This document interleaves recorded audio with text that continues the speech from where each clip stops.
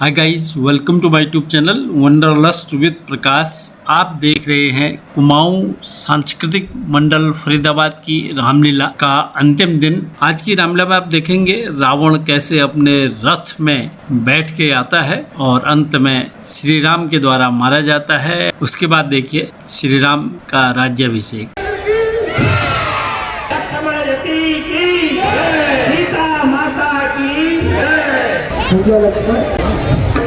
आज का युद्ध बड़ा भयंकर होने वाला है, इसलिए हम सबको ध्यान से युद्ध लड़ना है। आज के युद्ध का संचालन रावण स्वयं कर रहा है और वह देखो राजा लक्ष्मण, वह देखो रावण खुद ही संघर्ष करके आ रहा है। हमें सावधान होकर रहना चाहिए। शंकर के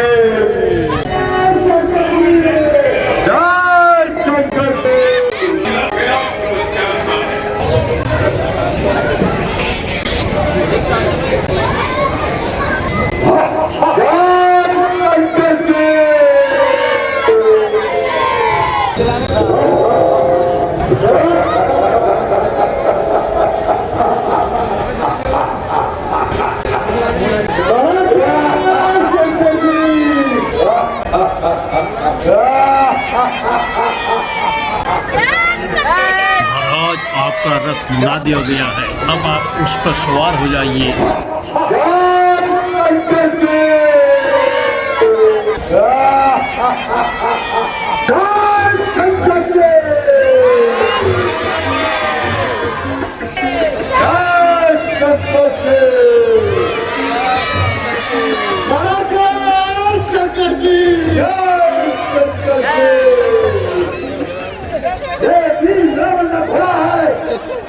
जा सकता है।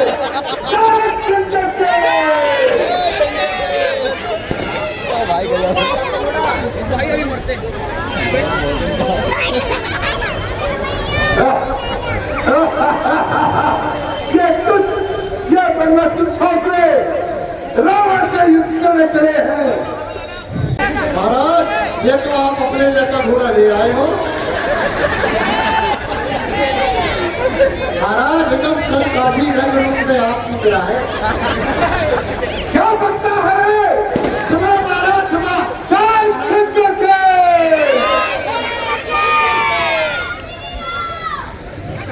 हमारे चेतक को लगा जाए साइड में।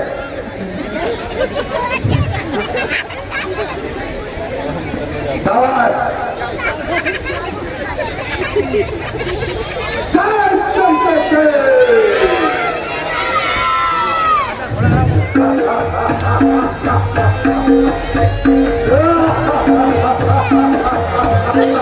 देखते हैं कौन जीता है, कौन मरता है।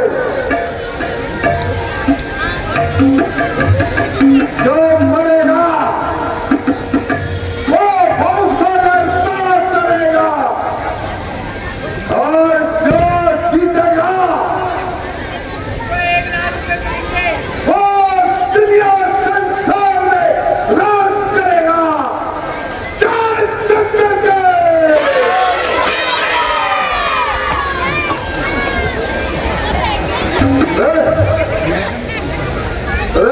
दुष्ट राम,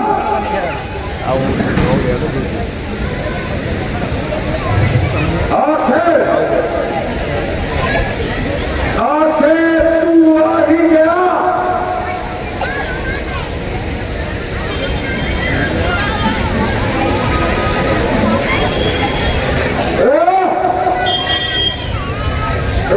युद्ध करने के लिए तैयार हो जा।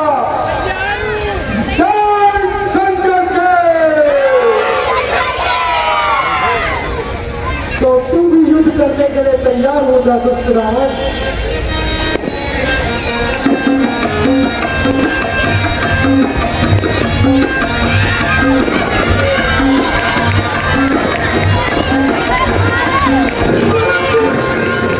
रावण एक परम विद्वान और महापराक्रमी योद्धा था।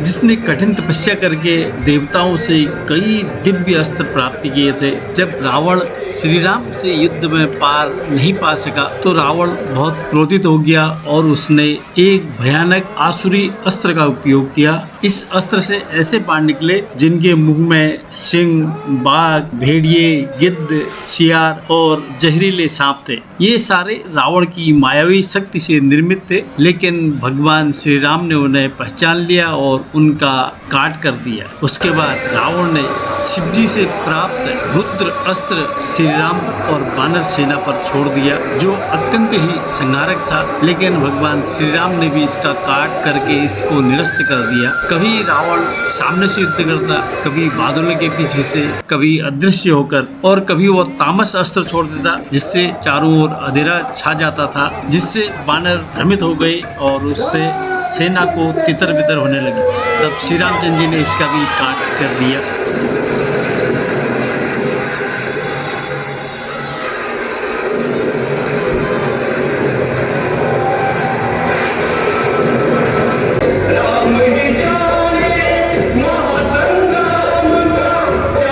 उसके बाद एक अस्त्र रावण छोड़ते गया, जिसमें एक प्रमुख अस्त्र था आग्नेय अस्त्र। जब रावण ने देखा श्री रामचंद्र जी हर एक अस्त्र का काट कर दे रहे हैं, तो उसने श्री रामचंद्र जी पे आग्नेय अस्त्र छोड़ा जो आग बरसाने वाला था। तो श्री रामचंद्र जी ने भी आग्नेय अस्त्र छोड़कर उस अस्त्र को निरस्त कर दिया।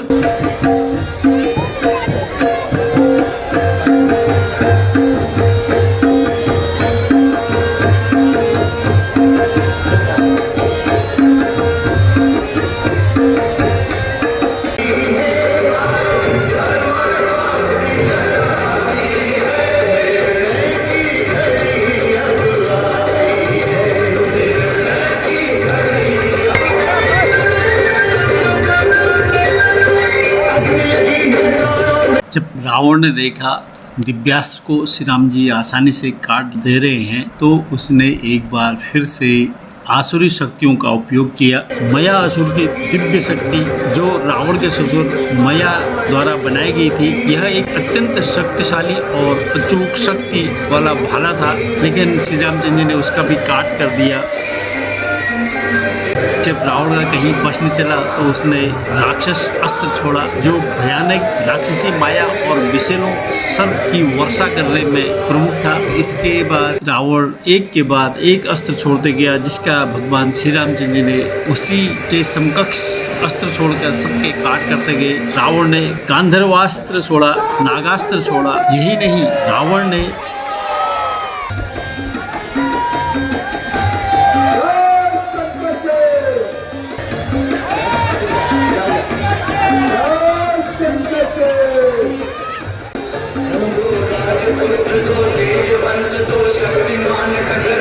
चंद्रहास खड्ग, यह भगवान शिव द्वारा रावण को दी गई एक अमोघ तलवार थी। हालांकि रावण मुख्य रूप से रथ पर सवार होकर धनुष बाण से युद्ध कर रहा था, लेकिन द्वंद्व युद्ध और रक्षा के लिए उसके पास यह तलवार हमेशा रहती थी। जब भगवान श्री रामचंद्र जी को क्रोध आया तो उन्होंने रावण के 10 से 20 हाथ काट दिए, लेकिन वो फिर से उग जाते थे। तो यह देखकर भगवान श्री राम अचंभित हो गए कि कैसे उनके बार बार रावण का सिर काटने पर, उसके हाथ काटने पर वो दोबारा से आ जाते हैं। तो इस माया का रहस्य जानने के लिए वो विभीषण जी से पूछते हैं कि विभीषण जी, ये रावण बार बार मरता क्यों नहीं है और भाग क्यों जाता है? रावण की नाभि में अमृत का कलश है, जब तक वह नहीं बनेगा रावण तब तक नहीं बन सकेगा। इसलिए आज अमोघ मास से उस अमृत का उसी से रावण का अवश्य वध होगा। रावण कभी अदृश्य होकर, कभी सामने आकर, कभी बादल के पीछे से युद्ध करता था और कभी कहीं पर प्रकट हो जाता था। लेकिन हालांकि श्री रामचंद्र जी उसका वध कर सकते थे, लेकिन वो दूसरे को श्रेय देते थे और वो मर्यादा पुरुषोत्तम राम थे। अब अपनी मर्यादा में ही रावण से युद्ध लड़ना चाह रहे थे, अन्यथा वो तो रावण को आसमान में, पाताल में, जो कण में विराजता है, वो कहीं पर भी जाके रावण को मार सकते थे। और रावण और रावण का अदृश्य होना उसकी मायावी युद्ध नीति थी। रावण को अहंकार था कि उसकी नाभि में अमृत होने से वो अमरता को प्राप्त हो जाएगा।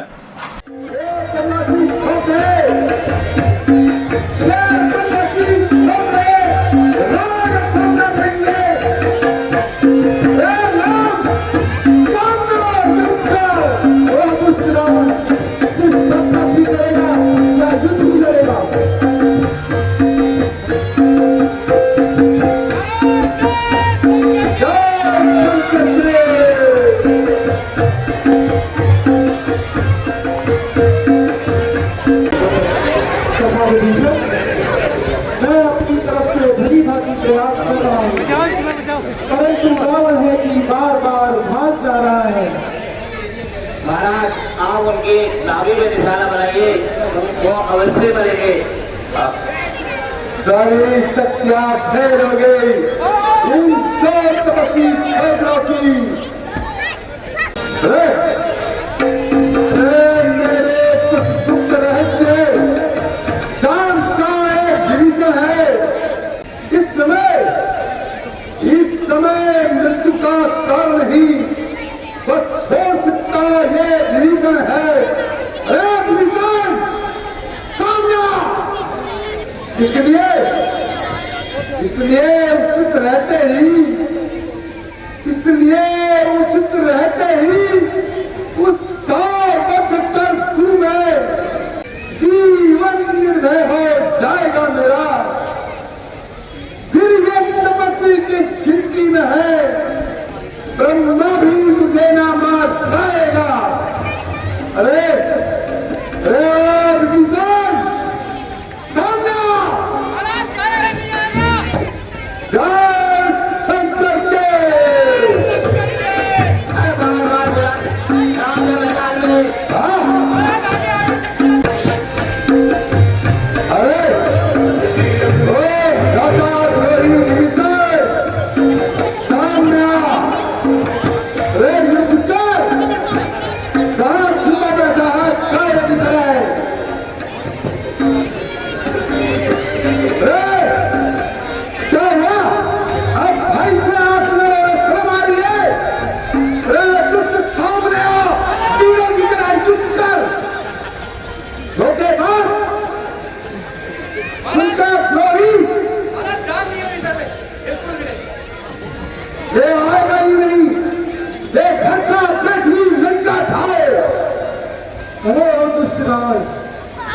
कोई न कर पाए, वो डिवीजन कर पाए।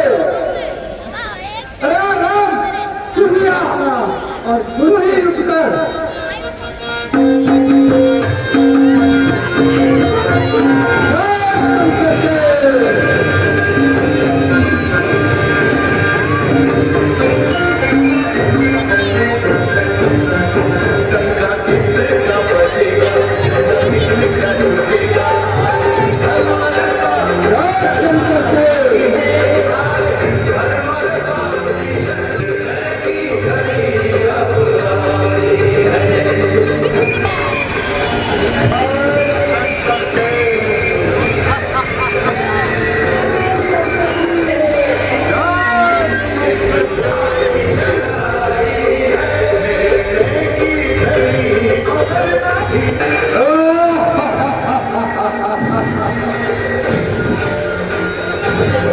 रावण, मैंने तुझे भली भांति भाप लिया है।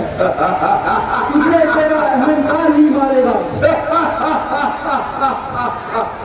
अब मैं अपना आखिरी बार चलाता हूँ।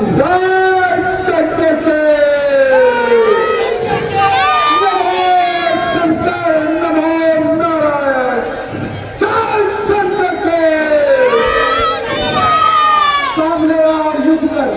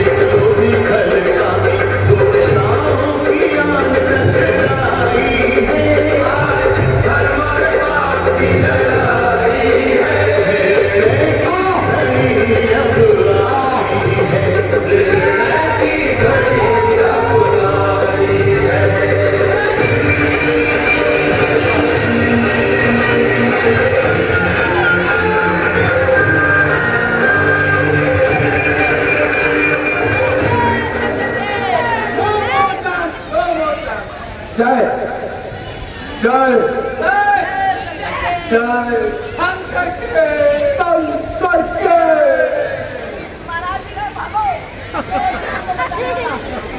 बोल सेनापति रामचंद्र की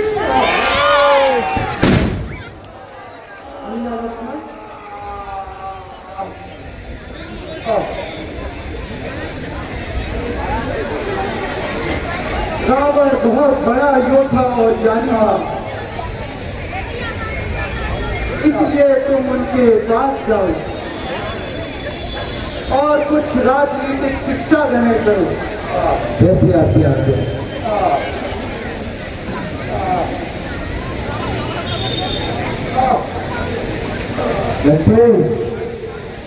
रखे भैया रावण तुम्हें बोलता ही नहीं। माता लक्ष्मण, तुम शिक्षा ग्रहण किस तरफ से कर रहे हो? जी मैं उसके सही कर गया था। भैया लक्ष्मण, यदि किसी से कुछ भी ज्ञान प्राप्त करना हो तो पहले उसके चरण छूने चाहिए, इसलिए तुम लंकेश के पैरों की तरफ जाओ।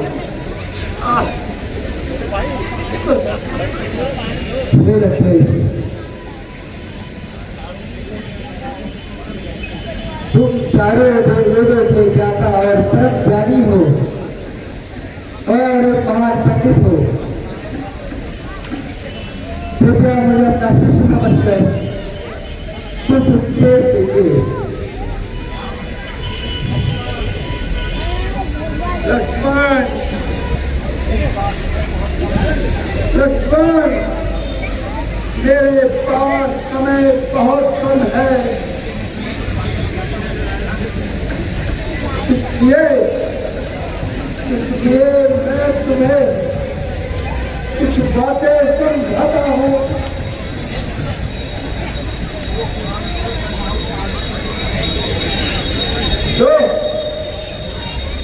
जो काम करना चाहिए कल, उसे आज ही कर लेना चाहिए। और लक्ष्मण, अपने घर का भेद लक्ष्मण,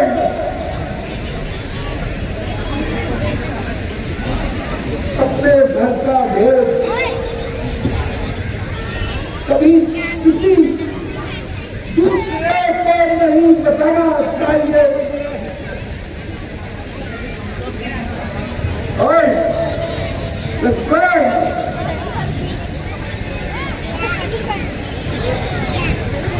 लक्ष्मण, लक्ष्मण शत्रु को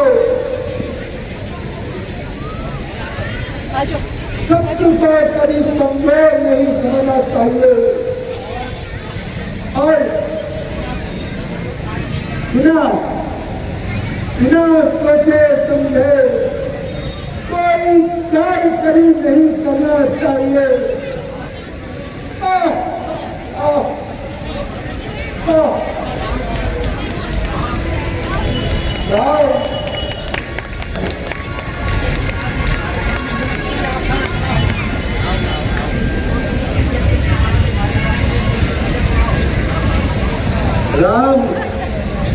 यद्यपि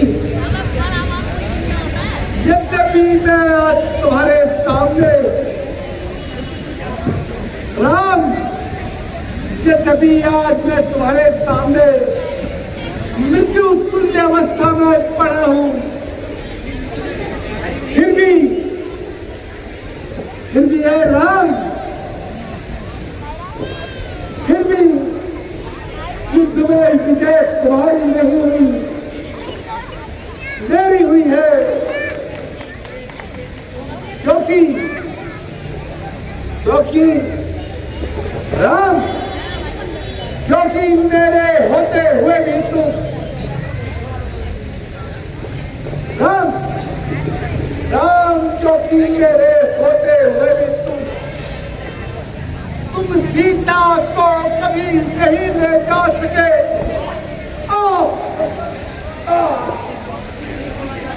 अब अधिक नहीं बोला जाता मुझे। हे राम, हे राम, हे राम, हे राम, भैया मुझे आज्ञा कीजिए भैया। दूसरी